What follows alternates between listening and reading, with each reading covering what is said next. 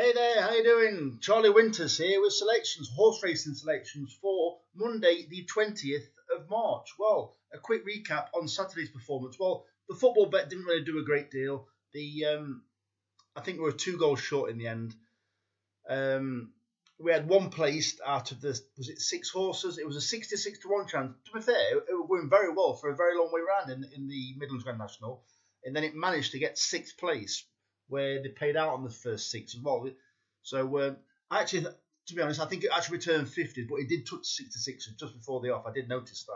But let's get into Monday's selections. Well, it's absolutely dreadful racing. It could quite easily have been a no-bet day. But I've had a quick look through, and there are a few. Well, there's 4 basically that I fancy, but 2 are in the same race. Basically, well, what we're looking to do, we're looking to sneak a place because I think the principals in the 210 are just a bit too strong for for both of my horses. But I'd like to sneak at least a place.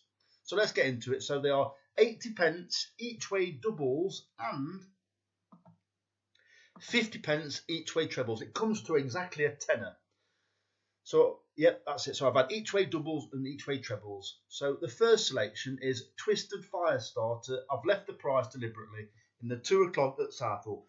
It's been put down at 5-1 on Sky Bet. Personally, I think it'll be a bigger price than that. It's running okay.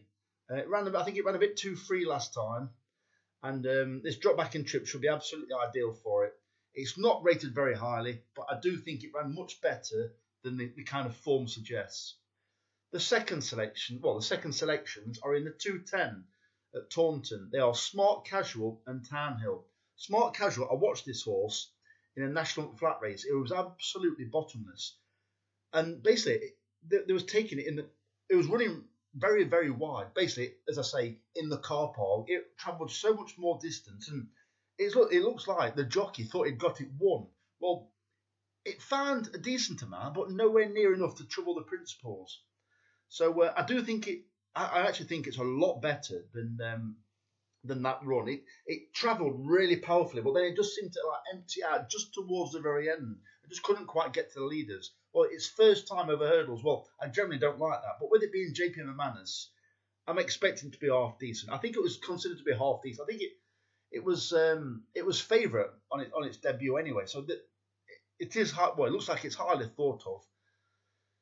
And the other selection is Townhill in the same race. Well, I tipped this up when it ran at Ascot, and it was held up last all the way round and made some decent headway towards the end without it even really being mentioned. Well, apart from the first 2 in the betting, the horses around it, like vying for the 3rd place, are nowhere near to the standard of its last race. So I think it could be given a quiet race again, but I think this time it could actually sneak a place. Well, it was 14s on Sky Bet. I think it's going to be a lot bigger than that.